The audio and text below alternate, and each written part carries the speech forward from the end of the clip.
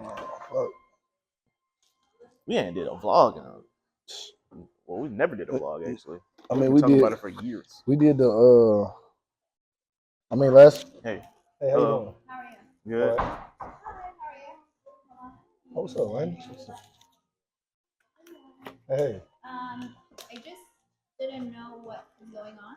Oh. We're just shooting a vlog and answering the questions about going back and forth. This is my main door. Okay. I can't have anything here. Okay. And if you are doing some sort of like, I guess, Vlog. videoing or whatever, you do need to know in advance. Okay. I don't know if other people would want To be in it. Yeah, Okay. and All right. this is a community space. Understandable. That's cool. That's cool. We can just table it for now. We can table it for now. That's cool. Thank you. And we appreciate you. As y'all see, we had to move our meeting location because we were told that we were going to disturb other people in there. You know, nobody else was in there, but you know. I didn't even see what's name. I didn't feel comfortable in there anyway. For real. I'm like, damn, that's just like, You know. we haven't did a vlog in ever. We've been needing this vlog is well overdue. It was since that was what, 2 years ago? Shit, That was 3. for A&M skiing. That was 2 years ago. I say, well, I'm talking about this in general, like 3 years ago when we No, it wasn't 3. started LuxLife in general. Oh yeah, so we started LuxLife, yeah, but not a vlog. Let me see. So, as you see, we're trying to get in tune with our. What, close the door? Oh shit! Someone else. My fault.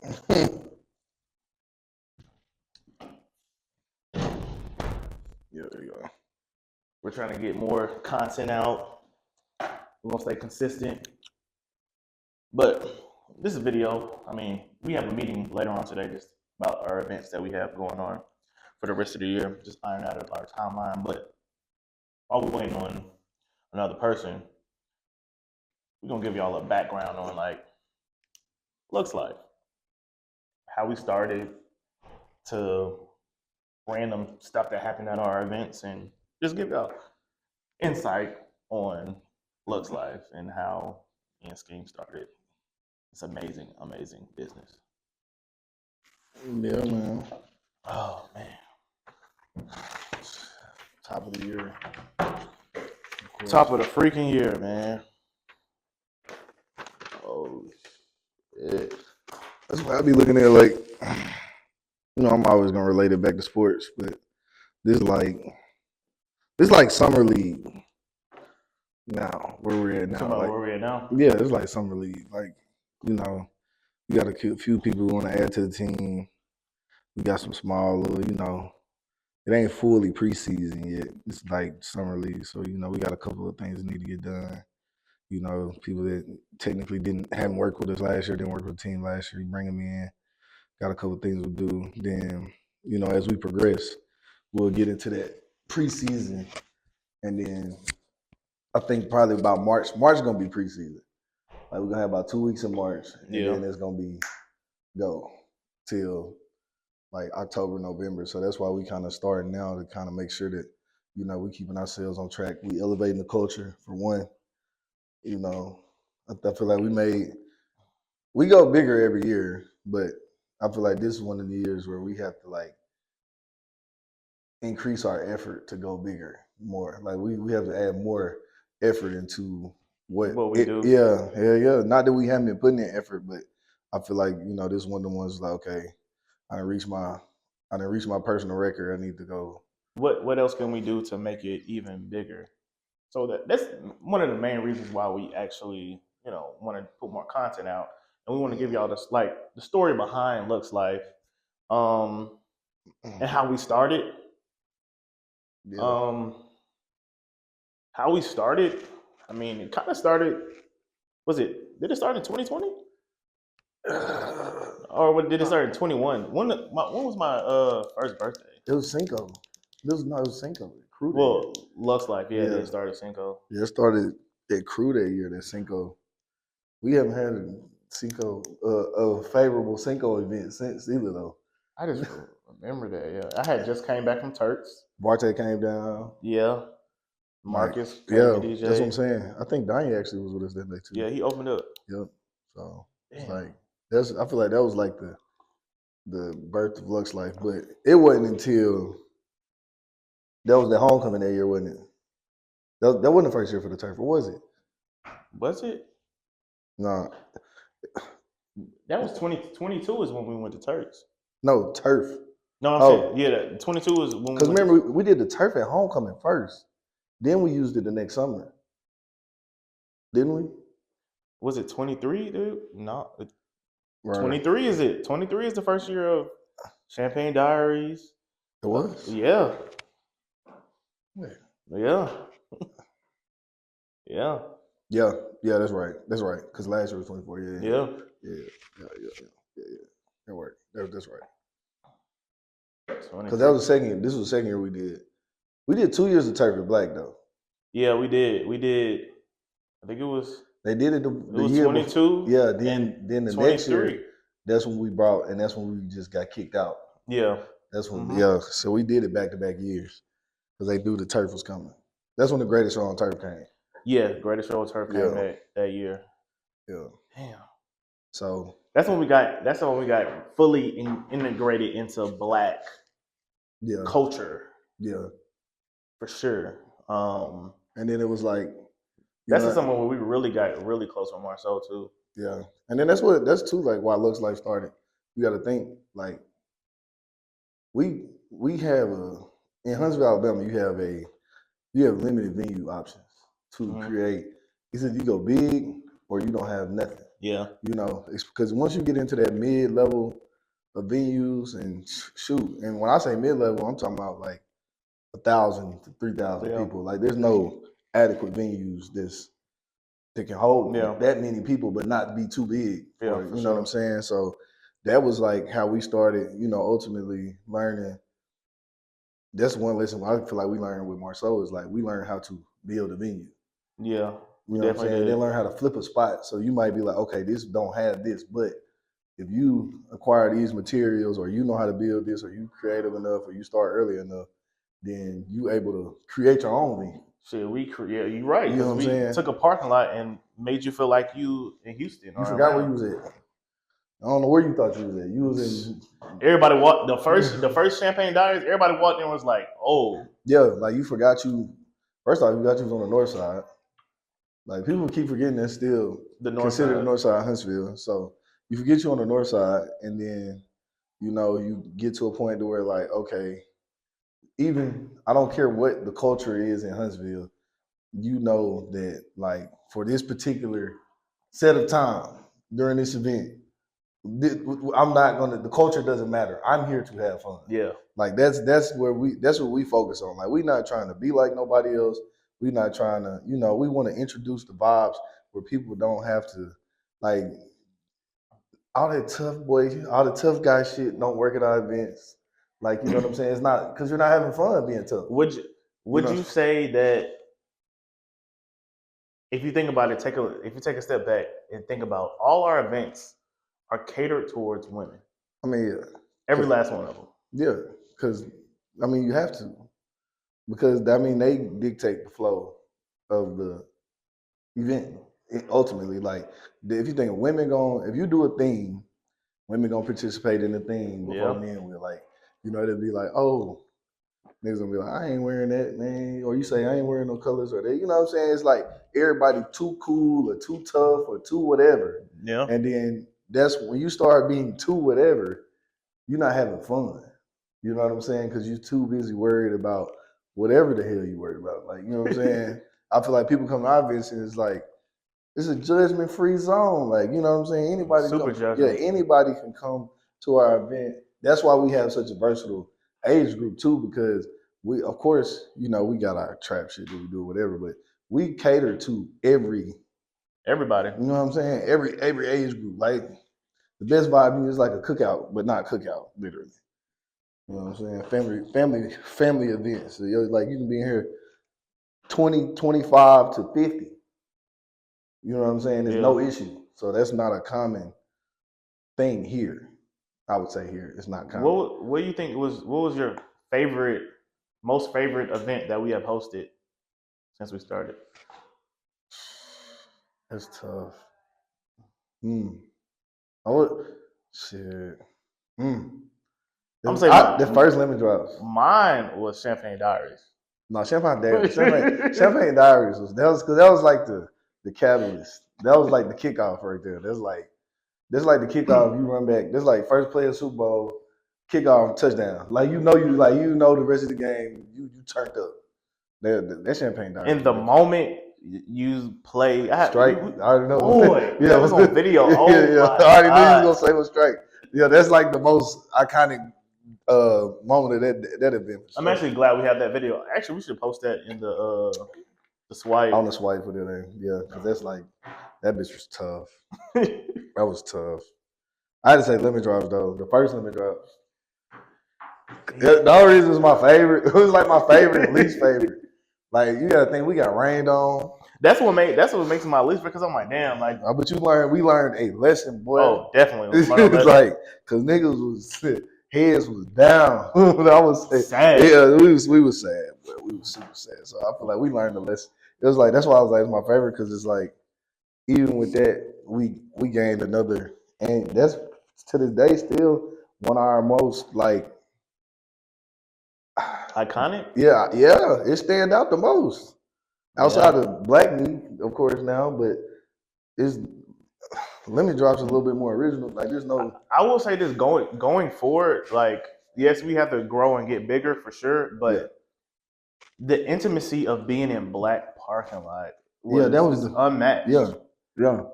Yeah. I mean, of course we got to grow and get bigger because we get a bigger like fan base, but those first intimate moments, and that's why I like Champagne Diaries so much because it was so intimate and just like you look around and everybody was just having fun, no judgment zone. Everybody was just like that was a real day party.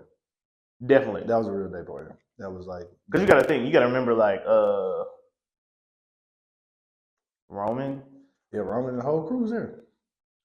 Whole squad was in that building. And sorry to have to put this out there, but I've never seen Roman's wife act the way she did. And when she did that, when I seen that, I was like, yes, this is what I wanted this event to portray, and all our events to portray. Like, get people who don't really party to party and have fun. So that's why it was my favorite, because I got to see people out of their element that I've never seen do anything like that ever.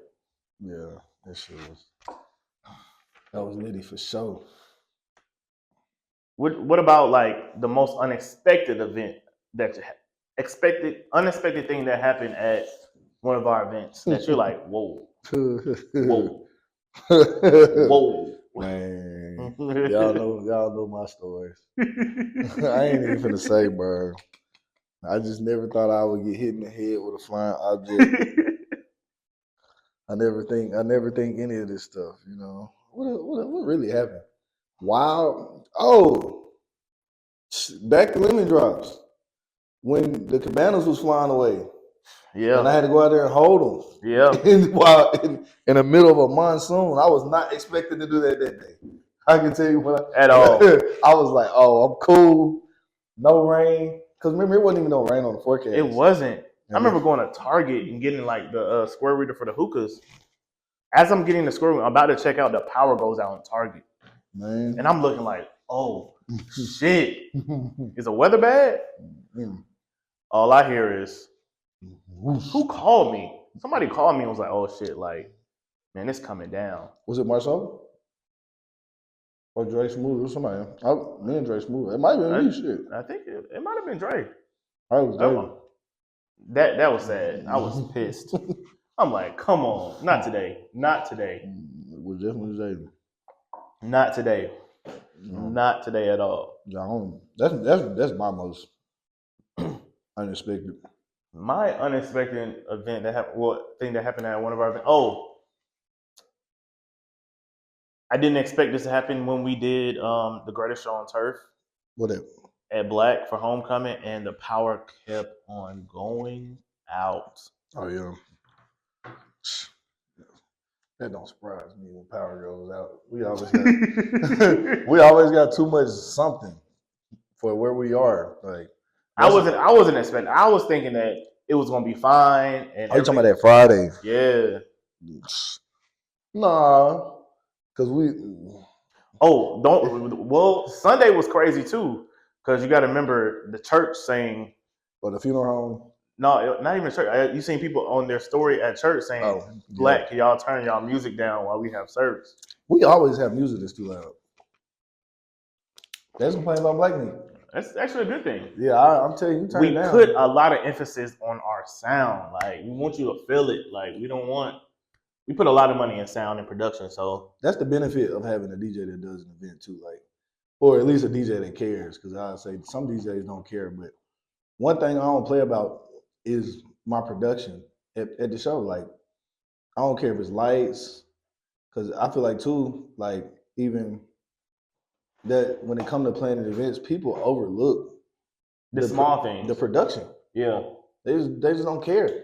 People like they just like, oh, decorations don't matter, or the way these lights hit don't matter, the stage placement don't matter, and it's just like shit matters. It definitely matters. Like, you know what I'm saying? Especially when you don't have venues. See, we don't have performance venues. We don't have a lot of them. So it's like the ones you can use, good luck if you don't have, because I mean, you know the demographics in Huntsville. It's already tough.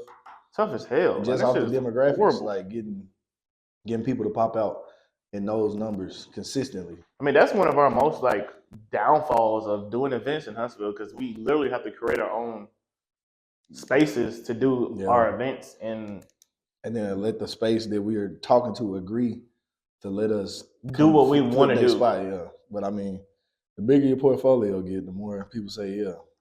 Yeah. I ain't met too many of them that don't care about the money. And if they do, they're going to care at some point. The hope is sooner than later. Man, I hope this year is one of the years that we I think this is the year that's going to change our lives, for sure. Yeah. I think since we started, this is the earliest we've ever like started working, prepping, yeah. And it's like we've got a lot of just know right after home we have Black Nick on that Sunday.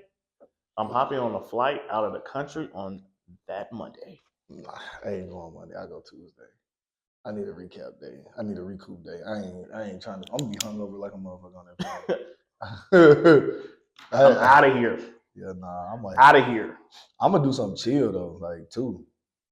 I'm looking Santorini-ish. I gotta go somewhere warm though. It is October. That's what I'm saying. Nah, I gotta go somewhere warm in October. And Santorini is cold during? I don't know. I've never look that up. Hold on. I never looked it up. But I might just have to be on the island though. I'm definitely. My goal is to be on the island for sure. But yeah. We got a pretty big following. People look up to us. So what advice will we give to someone who is wanting to throw their own event? Advice to throw in your own event. We don't got to give them the sauce, but we can give them enough. I mean, yeah, I ain't giving sauce. I mean, the thing that's like general that I feel like a lot of people don't do, and this actually is a sauce, but like people don't know how to remove their blinders. So I think when people they put on events, they put on blinders. I like this. I want gonna go to do something like this. I know that if I do this, I can promote and post and people are gonna go. No. Yeah. You have to really think about like, is this appealing? Because it's like, if you don't care and you want to do a small event, like, hey, I don't want more than about 50 to some people. But like when you say you want to do a big event, you have to come in with something that's not as like concise. Like you have to have a more universal approach to it. And I feel like that's like people be like, well, I don't get why don't nobody come. Like you don't have perception of quality is another thing too. People's perception of quality is not like I can't teach you how to know What looks something good good and what or don't look good. yeah. Like if you don't understand that, then like don't do an event. Like to me, don't do an event if you don't have a perception of quality. Like And honestly, the best advice to get you to understand like the perception of quality, if you can't understand what a good flyer looks like and what a bad flyer looks like, if you can't distinguish that, yeah, because that's your. I mean, ultimately, we live in a digital age, so yeah, you can make your reels and all that stuff, to like promote your event, but you also have to understand like that's how you hit the scene. So if you're doing your own events, it's just like doing any other thing. Like you want to have a certain standard about yourself, you know. So it's like just make sure that you can do that and shit. There's that without giving the sauce. I mean, what else? What else like basic stuff that you just do before doing events? Like I'll say prepare and do research. Do some research. Market research. Yeah. That's really it though. Shit. Venue? I mean, well, yeah. I mean, making sure I have no advice on venues because it's like we have to do something different at every venue. Honestly, like even from learn how to negotiate. But when you find a venue, make sure everything in that venue is A1. Like yeah, if that's what you're going for. I'll say this: it's a lot of venues that like we talked about earlier. Like if the sound is not what it is quality, like that's not the venue for you. Or you might have to bring in extra sound. Yeah, we do that a lot. But from lighting to how many bathrooms is there, how is the flow of parking, all of that logistics. Yeah. Don't overlook the logistics of the event. That's probably premier number one. I mean that's number one. That's priority number one. We have had some logistical problems and errors. Sure. And stuff. I mean that comes from that's not to make excuses, but that comes from like not having like we do events that require a box office for times. Yeah, definitely. And we can't. Black Meat requires a box office. Yeah. Like you have to have a box office because if you don't have a box office, you have to come up with some ticketing system, some way to scan it. It's gonna be faulty to an extent. People ain't gonna have service. It's gonna be something. Honestly, once you get over, I'll say 1,000 people. I wouldn't even say that. I'll say like 700 people. Yeah, 1,000. I'll say 1,000. The bare minimum to have a box office. Yeah, you gotta have 1,000 because it's like even at Mars. Now Mars didn't have 1,000, but it was still seamless on the. Yeah, you know what I'm saying. So it's just we didn't have to do nothing. Yeah. Everybody walked through metal detectors, everything. Yeah, the box office is what that's why I say logistic wise. That's what's killing us on the bigger events. And it's like I said, not to make excuses. It's like what we gonna do if we don't got a venue? You know. So. And we focus on annual so much. It's like if we don't do this now, we won't do it again until next year. Yeah. Like so, it's like we get in crunch time because crunch time for real. Yeah, it's like what you mean we can't do this event?